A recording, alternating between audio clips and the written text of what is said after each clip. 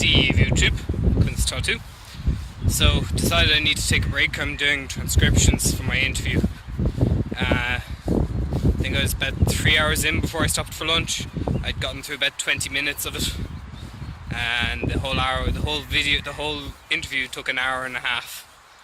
So I could be at it for quite some time. I don't think I have to transcribe all of it though, mind you, thankfully.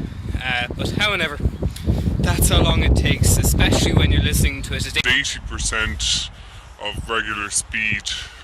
Just so that I can kind of keep up with it a little bit more.